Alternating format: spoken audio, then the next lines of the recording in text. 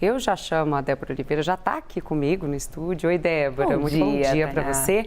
Vamos falar sobre uma outra proposta, né, que é a proposta de taxação de fundos exclusivos e das offshores, que ela é essencial para a meta do governo de zerar o déficit em 2024, né, mas está empacada por lá, né? Ela está trancando a pauta, mas não está avançando. Exatamente isso. Você bem sabe como funcionam esses corredores de Brasília, né, Tainá? Então, o que acontece? Existia expectativa que fosse votada, inclusive, nessa terça-feira. Mas aí Arthur Lira disse que não havia um consenso. E eu lembro que a gente até conversou sobre isso aqui já na nossa programação, de que Arthur Lira está bem empenhado, inclusive, nessas pautas ali do governo, principalmente relacionadas ali ao Ministério, né, da Fazenda. Então, como não havia esse consenso, foi adiada para hoje. O relator da proposta já disse que realmente isso deve acontecer hoje, essa votação, até porque, como você muito bem lembrou, está travando a pauta. Por que é importante? A gente tem um cenário de queda de arrecadação, Tainá. E aí a gente teve pelo 4º mês seguido uma queda na arrecadação de acordo com a Receita Federal, relatório que foi divulgado, cerca de 0,34% de queda nessa arrecadação. E a gente lembra que em 2023 as contas do governo já aumentaram. Então é fundamental que a gente tenha aprovação de pautas como essa, que tem um grande potencial de arrecadação. E aí a gente vai olhar aqui na tela, né, justamente qual que é a expectativa do governo. Olha só, a gente tem uma expectativa de arrecadar em 2024 mais de 7 bilhões, em 2025 6,7 bi, em 2026 mais de 7 bilhões de reais para serem arrecadados com os fundos e também a taxação das offshores.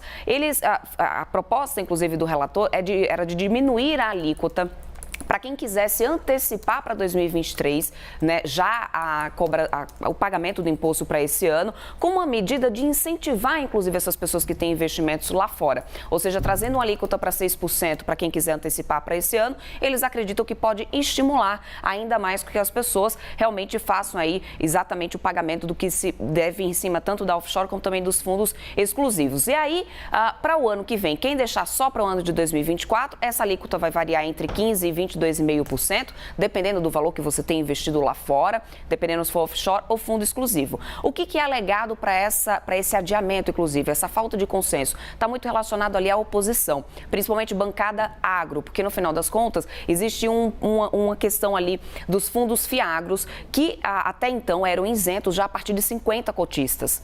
E aí o governo quer aumentar isso para 500 cotistas, até 500 cotistas aí sim, passou de 500 ficaria isento. E aí a bancada disse, olha, a bancada rural disse, olha, não é bem assim, a gente tem que olhar isso. É um dos pontos ali que estão em negociação, que ainda estão no processo de negociação e a gente deve ver isso ainda se caminhando. Mas precisa ser aprovado o quanto antes para conseguir bater essa meta de déficit zero do ano que vem, Tainá. Com certeza. Eu vou complementar aqui tudo que a Débora trouxe com uma apuração que eu tenho da situação de momento dos bastidores em relação a essa proposta, né? Apesar desse projeto estar ali trancando a pauta, há uma insatisfação muito grande nos bastidores por parte de líderes da Câmara dos Deputados e de parlamentares de uma forma geral que reclamam de promessas que foram feitas pelo governo, de emendas e cargos e que não foram cumpridas.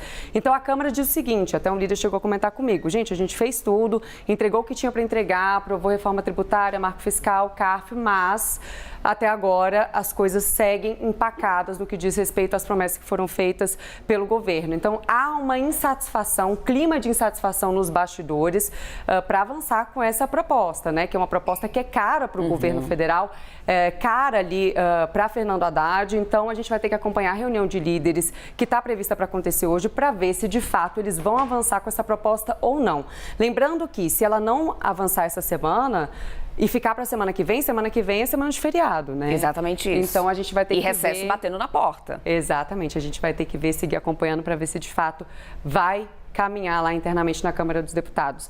Débora, você continua com a gente para trazer o fechamento do dólar? Fechamos em queda, Tainá. Aliás, 4,99. A gente vai dar uma olhadinha nessa queda que a gente teve nesse pregão de terça-feira, 0,45%.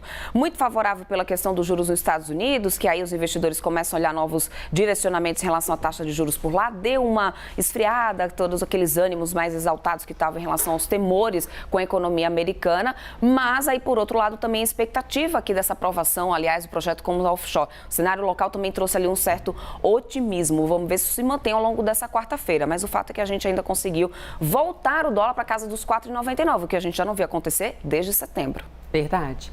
Débora Oliveira, muito obrigada. Obrigada a você. Até amanhã. Até amanhã.